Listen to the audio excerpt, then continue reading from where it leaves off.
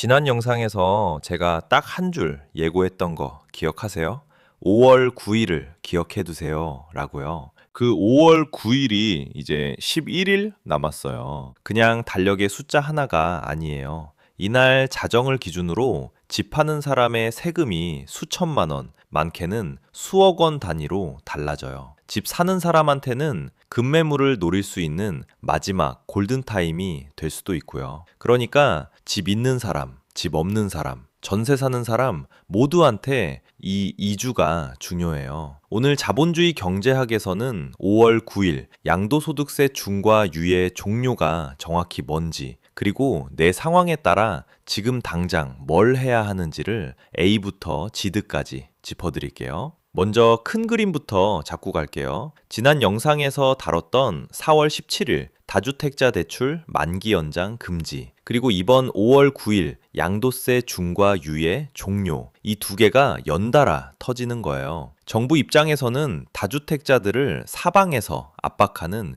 이중카드를 꺼낸 셈이에요. 4월에 대출로 조이고 5월에 세금으로 조이는 구조예요. 다주택자 입장에서는 팔기 싫어도 팔아야 하는 이유가 한 달 사이에 두 개나 생긴 거예요. 반대로 집 사려는 입장에서는 급매물이 나올 수 있는 환경이 만들어진 거고요. 그런데 이 5월 9일이라는 날짜, 사실 갑자기 나온 게 아니에요. 배경을 조금만 알면 지금 시장이 왜 이렇게 긴장하는지 이해가 돼요. 양도소득세 중과라는 게 뭔지부터 간단히 짚고 갈게요. 집을 팔 때 산 가격보다 비싸게 팔면 그 차익에 세금을 내야 해요. 이게 양도소득세예요. 1억에 산 집을 3억에 팔면 2억이 양도 차익이고 여기에 세금을 매기는 거예요. 기본 세율은 6%에서 45%까지 차익 규모에 따라 달라지는 누진 구조예요. 그런데 다주택자, 그러니까 집이 두 채 이상인 분들이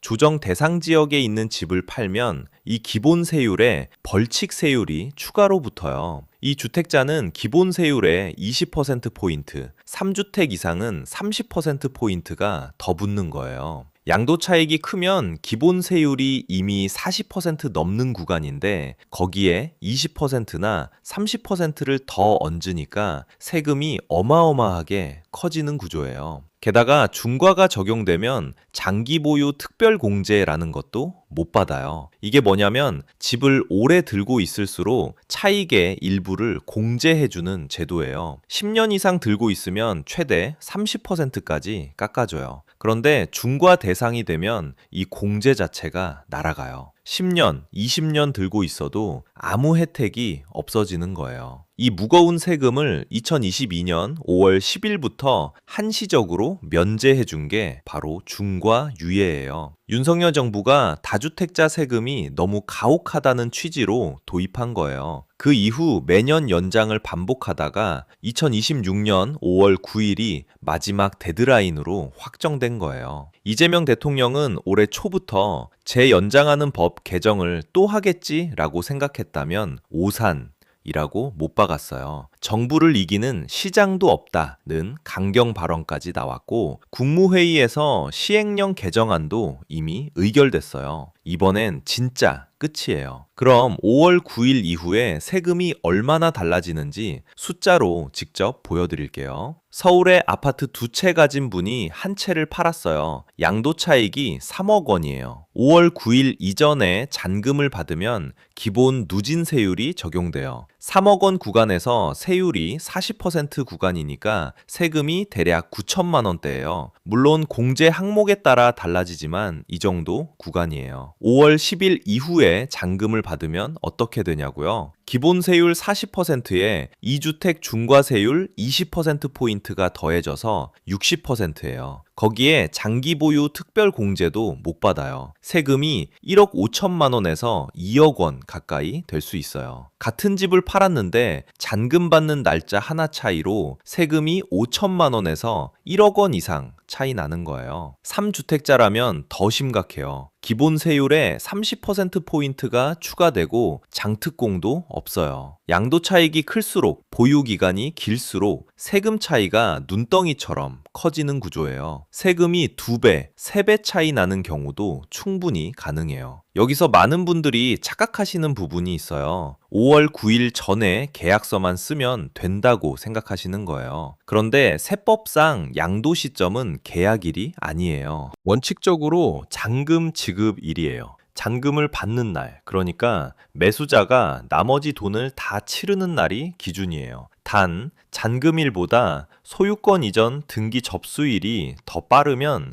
등기 접수일이 기준이 돼요. 둘 중 빠른 날이에요. 그래서 5월 9일 안에 계약서를 쓰는 건 의미가 없어요. 5월 9일 안에 잔금을 받거나 등기를 마쳐야 해요. 지금 4월 28일이니까 실질적으로 남은 시간이 2주도 채 안 돼요. 지금 당장 매수자를 구해서 계약하고 잔금까지 받는다? 현실적으로 굉장히 빡빡한 일정이에요. 그래서 정부가 경과 규정을 뒀어요. 5월 9일까지 계약서를 쓰고 계약금 지급 사실을 증빙할 수 있으면 지역에 따라 4개월에서 6개월 안에 잔금을 치르면 중과를 안 적용해줘요. 지역별로 다르니까 이건 꼭 기억해 두세요. 서울 강남구, 서초구, 송파구, 용산구 이 4곳은 계약일로부터 4개월 이내에 잔금과 등기를 마쳐야 해요. 그러니까 5월 9일에 계약하면 늦어도 9월 9일까지는 잔금을 다 받아야 해요. 지난해 10월 16일에 새로 조정대상 지역으로 지정된 곳들, 나머지 서울 21개 구 전체하고 경기도 과천, 광명, 성남, 수원 일부, 안양, 용인, 수지구, 의왕, 하남 이런 지역들은 계약일로부터 6개월이에요. 5월 9일 계약이면 11월 9일까지 잔금을 치르면 돼요. 신규 지정 지역이라 2개월 여유를 더 줬어요. 그러니까 지금 집을 팔 생각이 있는 다주택자라면 오늘 이 순간부터 움직여야 해요. 매수자 찾고 가격 협의하고 계약금 주고받는 데만 며칠에서 일주일은 걸리거든요. 5월 9일까지 남은 시간이 딱 11일이에요. 그런데 현실에서는 또 하나의 장벽이 있어요. 세입자가 있는 집이에요. 다주택자 중에 세입자를 끼고 집을 보유한 분들이 많아요. 이 집을 팔려면 세입자가 나가거나 세입자 있는 채로 파는 새낀 거래를 해야 해요. 그런데 규제 지역에서 집을 사면 원칙적으로 실거주 의무가 있어서 세입자 있는 집을 사면 당장 들어갈 수가 없거든요. 매수자를 구하기가 더 어려웠던 이유 중 하나예요. 이걸 해결하려고 정부가 보완책을 내놨어요. 다주택자가 보유한 조정대상 지역 주택을 무주택자에게 팔 경우에 한해서 매수자의 실거주 의무를 최대 2028년 2월까지 유예해준다는 거예요. 세입자 계약이 끝날 때까지 기다렸다가 들어가면 된다는 거죠. 또 주택담보대출 받을 때 전입 의무도 함께 완화해줬어요. 조건이 있어요. 매수자가 무주택자여야 해요. 토지거래 허가 신청일 기준으로 무주택이어야 하고 대출 신청일 기준으로도 무주택이어야 해요. 그리고 다주택자가 파는 집이어야 해요. 1주택자끼리 거래에는 해당 안 돼요. 이 구조를 이해하면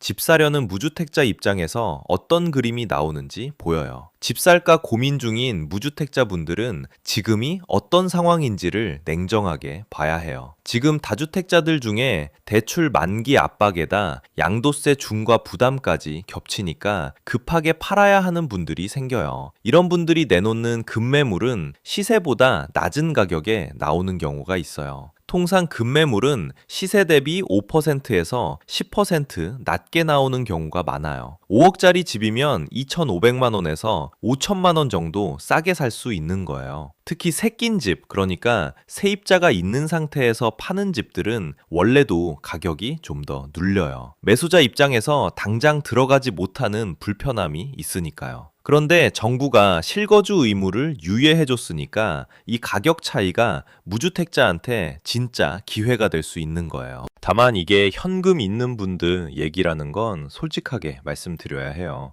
지금 규제지역 주담대 한도가 집값에 따라 다른데 수도권 규제지역 기준으로 집값이 15억 이하면 6억, 15억에서 25억 사이면 4억, 25억 넘으면 2억밖에 못 빌려요. 서울 아파트 가격이 평균 10억을 넘어선 상황에서 대출이 6억이면 나머지는 내 돈으로 채워야 한다는 얘기거든요. 결국 현금 여유가 있는 분들한테 훨씬 유리한 구조예요. 실제로 전문가들 중에서 이번 정책이 현금 부자들한테만 유리한 갭 투자를 국가가 합법적으로 열어준 꼴 아니냐라는 비판도 나오고 있어요. 어떻게 평가하든 냉정하게 보면 현금이 경쟁력인 시장이에요. 전세 사시는 분들은 이 상황에서 어떤 걸 챙겨야 할까요? 지난 영상에서도 말씀드렸지만 반복해서 강조할게요. 다주택자 압박이 강해질수록 집주인의 재정 상황이 불안해질 수 있어요. 특히 전세 계약 만기가 가까워질수록 보증금 반환 리스크가 커질 수 있어요. 지금 바로 등기부등본을 확인하세요. 인터넷 등기소에서 700원이면 뗄 수 있어요. 집에 걸린 대출이 얼마인지,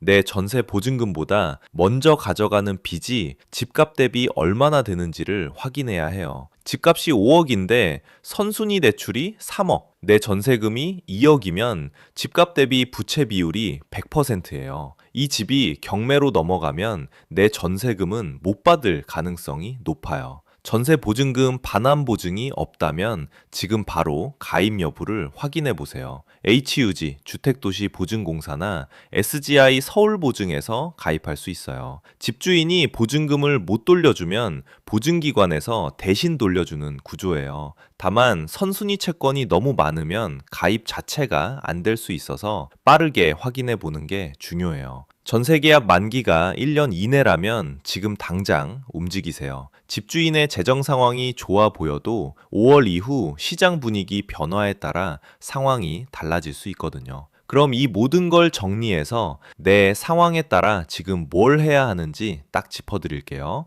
조정 대상 지역에 집이 2채 이상인 다주택자분들, 지금 이 영상 보는 순간부터 움직이세요. 팔 생각이 있다면 오늘 바로 공인중개사에 연락해서 매물 내놓고 세무사 상담 잡으세요. 계약일이 아니라 잔금일 기준이라는 거 반드시 기억하세요. 강남 4구는 계약 후 4개월, 나머지 조정 지역은 6개월 안에 잔금 완료해야 중과를 피할 수 있어요. 세입자가 있는 집이라면 임대차 계약서 챙겨두고 매수자한테 실거주 의무 유예 혜택 조건도 같이 설명해주면 매도 협상에 도움이 돼요. 일시적 2주택자분들, 그러니까 이사 가면서 잠깐 2채가 된 분들, 이분들은 별도 비과세 요건이 있으니까 이 중과와는 다른 얘기예요. 반드시 세무사한테 본인 상황에 맞는 요건 확인 먼저 하세요. 일반적인 다주택자 중과와 헷갈리면 안 돼요. 무주택자로 집 살까 고민 중인 분들, 하반기 급매물 시장을 주시하되 지금 당장 살 필요는 없어요. 5월 9일 이후 매물이 얼마나 나오는지 보고 판단해도 늦지 않아요. 현금 여유가 어느 정도 있다면 새낀 급매물을 눈여겨보세요. 가격이 좀 더 눌려 있고 실거주 의무 유예 혜택도 받을 수 있어요. 단, 세입자 계약 기간, 선순위 대출 규모, 실거주 의무 유예 조건을 꼼꼼히 확인하고 전문가 조언 받으세요. 전세 사시는 분들, 오늘 당장 등기부등본 떼보시고 전세보증보험 가입 여부 확인하세요. 계약 만기가 1년 이내라면 특히 더요. 집주인 상황이 어떻게 달라질지 모르는 시장이에요. 1주택 실거주자분들은 단기 시세 변동에 예민하게 반응하지 않아도 돼요. 매물이 늘어나면 오히려 전세 시장이 안정되는 방향으로 갈 수 있어요. 갈아타기를 고민 중이라면 5월 이후 시장 흐름을 먼저 지켜보는 게 나아요. 오늘 드린 내용은 영상 업로드 시점 기준이에요. 부동산 세제는 정책에 따라 수시로 바뀌고 개인 상황마다 적용되는 조건이 달라요. 오늘 영상은 이해를 돕기 위한 정보 제공이고 실제 거래나 세금 판단은 반드시 세무사, 공인중개사 같은 전문가 상담을 받아보세요. 달력에 5월 9일 표시해두세요. 그냥 넘어가기엔 너무 중요한 날이에요. 오늘 영상이 도움이 됐다면 구독 버튼 한 번만 눌러주세요. 알람 설정도 해두시면 이런 이야기 계속 받아보실 수 있어요. 다음에도 내 지갑에 직접 닿는 이야기로 돌아올게요.